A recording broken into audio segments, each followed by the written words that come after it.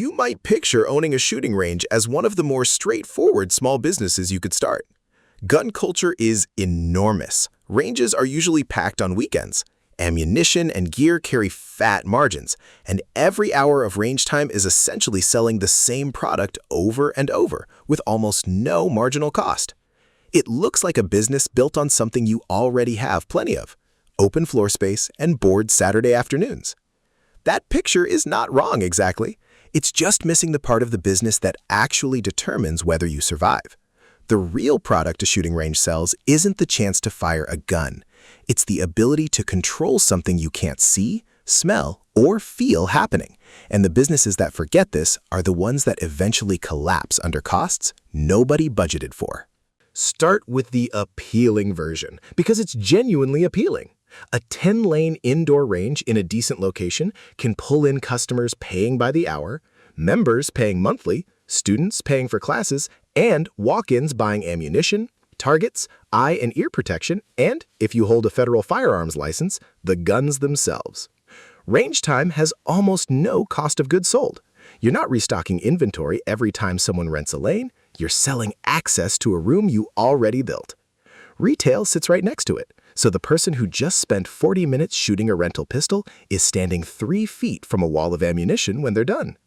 Memberships create the thing every service business wants: predictable, recurring revenue that shows up whether or not the member visits that month.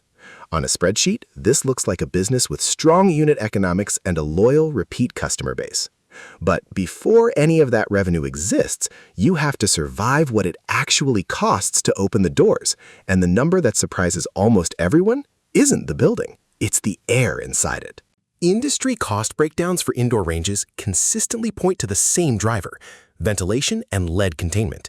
Depending on scale, a properly engineered ventilation system alone can run anywhere from tens of thousands of dollars per lane up into the hundreds of thousands of dollars for a mid-sized facility. And building trade guides put full turnkey construction, structure, bullet traps, negative pressure airflow, HEPA filtration, acoustic treatment, anywhere from a few $100,000 for a small facility to several million for a larger commercial one. That's not a rounding error on top of a big empty room. In many builds, the ventilation and lead abatement systems cost more than the building shell itself. Here's why that ordering matters. In almost any other retail business, the building is the expensive part and the systems inside it are secondary. In a shooting range, the building is essentially a container for the real product, which is engineered airflow. Every time someone fires a round, it releases lead as vapor from the primer and as dust from the bullet striking the backstop. That lead doesn't just disappear. It has to be captured, directed away from people, and physically removed from the facility on a schedule forever, for as long as the range operates. A range that treats ventilation as a construction expense to minimize is treating its core product as an afterthought. This is where the popular image of the business quietly breaks down, because lead exposure doesn't announce itself the way a fire or a flood does. There's no dramatic moment where the business fails. Someone can inhale airborne lead for months without any symptom at all. Blood lead levels climb slowly.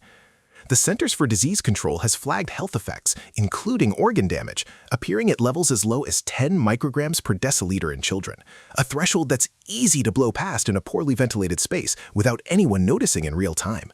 That delay is the whole problem. A range can be quietly overexposing employees and customers for years, while every visible number, foot traffic, membership renewals, retail sales, keeps climbing. That's the first genuinely counterintuitive discovery in this business.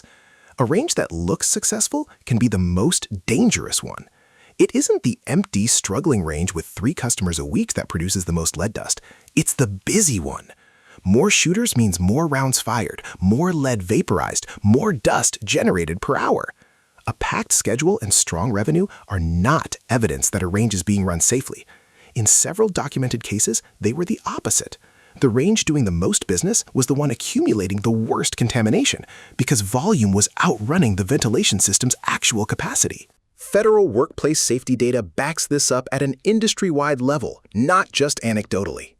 Surveys cited in investigative reporting on the topic have found that the large majority of inspected ranges, commonly cited around 86%, had at least one lead-related violation.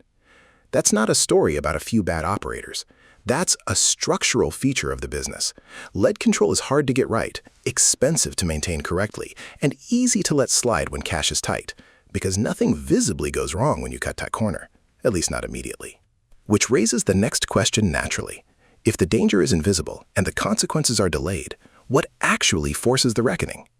Usually, it's not an internal audit. It's an external trigger.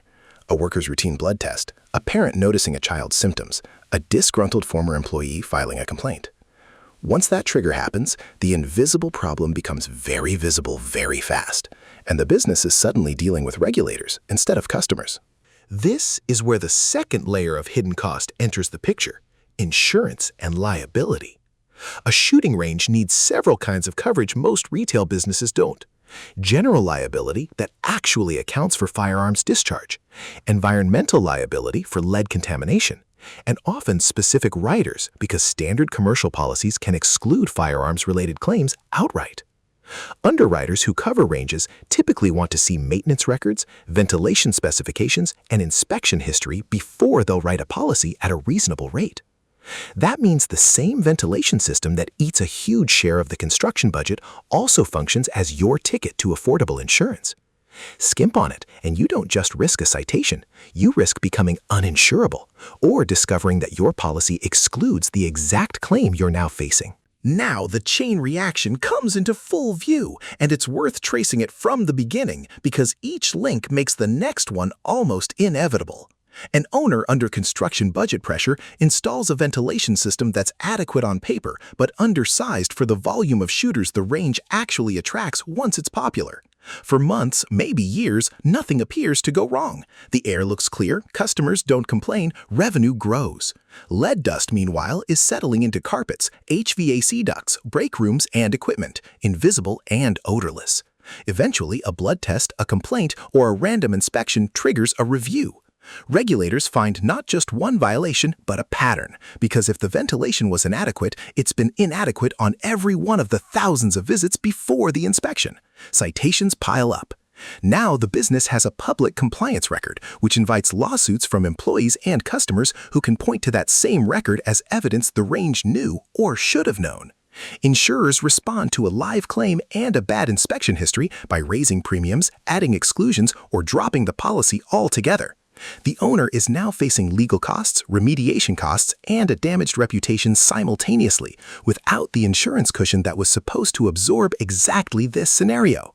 The cleanup and legal costs at that point routinely exceed by many multiples whatever was saved by installing a cheaper ventilation system in the first place. This isn't a hypothetical chain. It's a documented one, and the clearest case is Champion Arms in Kent, Washington. Champion Arms opened in the summer of 2006 as a fairly typical indoor range. Shooting lanes, a retail counter, gun rentals, the standard combination that's supposed to generate multiple revenue streams. Business grew. It became a known, regularly visited range in the area. The kind of steady local traffic that looks, from the outside, like a business doing everything right. The first crack appeared away from the shooting lanes entirely. An unpaid gunsmith and maintenance worker who lived on site had his blood tested in December 2005 and came back with elevated lead levels. That single test set off a chain of state inspections beginning in 2006. What investigators found was not a minor oversight. Air sampling showed workers were being exposed to airborne lead above safe limits. Surface testing found lead dust at more than 115 times recommended levels on, of all things, a soft drink vending machine, meaning contamination had spread well beyond the shooting stalls into ordinary employee and customer spaces. Investigators later described Champion Arms as among the worst cases of range lead exposure the state's Department of Labor and Industries had ever documented, citing more than a dozen serious violations on the first inspection alone. Here's the part that matters most for understanding this as a business story rather than just a safety story. The range didn't close. The owners disputed the findings, appealed, and kept operating while the dispute played out, continuing to expose employees, customers, and at least one on-site resident to the same conditions that had triggered the investigation in the first place. Over the following years, state inspectors returned multiple times, and the violation count climbed into the dozens. What began as a single worker's blood test became a multi-year regulatory and legal entanglement that outlasted the range's original ownership and became a defining part of its public record. Champion Arms wasn't an isolated case either, which is exactly what makes it useful as a case study rather than a curiosity. The same investigative reporting that documented Champion Arms also uncovered a nearly identical pattern at Wade's East Side Guns in Bellevue, Washington, where a 2012 facility expansion exposed roughly 4 dozen workers to lead, building on documented hazards that regulators had already flagged years earlier.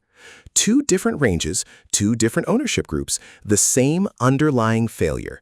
Ventilation and lead management treated as a cost to minimize rather than the actual core system of the business, followed by years of warning signs that were managed rather than fixed, followed eventually by a public reckoning that cost far more than prevention would have. And this dynamic isn't new or limited to indoor facilities. Decades earlier, an outdoor trap and skeet range on Long Island Sound in Connecticut, the Lordship Gun Club, operated by Remington Arms, became the subject of one of the earliest major legal cases establishing that accumulated lead shot could constitute environmental contamination serious enough to shut a range down entirely. After roughly 70 years of operation, the site held an estimated 2,400 tons of lead shot and 11 million pounds of clay target debris. A citizen lawsuit, Connecticut Coastal Fishermen's Association v. Remington Arms Co., ultimately forced the club's closure, and remediation of the site was still ongoing decades later.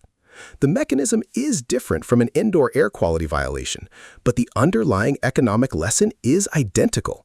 Lead doesn't leave when the last round is fired. It stays, it accumulates, and eventually someone has to pay to remove it, whether that's the operator voluntarily or a court forcing the issue after the damage is already done. So how has the industry actually adapted to a risk that's this structural? Not by abandoning the business. Demand for shooting ranges has remained strong, but by re-engineering what adequate actually means, and by diversifying revenue away from pure range time rental.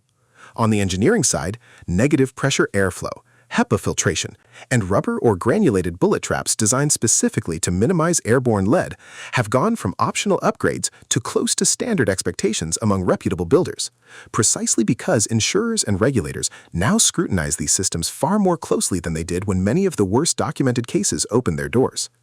On the business model side, range operators and brokers increasingly talk about the value of a range in terms of how diversified its revenue is: rentals, retail, training courses, concealed carry certification classes, law enforcement contracts, rather than simply how many lanes it has.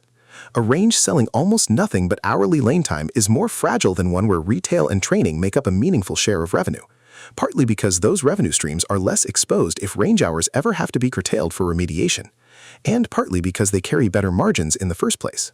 That distinction points toward the honest comparison between how this business can go. In the best realistic case, an owner treats ventilation and lead management as the actual product being engineered, not a line item to shrink, builds in maintenance and filter replacement as an ongoing operating cost rather than a one-time expense, keeps clean inspection and insurance records, and layers retail, training, and membership revenue on top of a facility that was sized correctly for its actual usage from day one. That range can be a genuinely durable, profitable small business, and plenty of them are.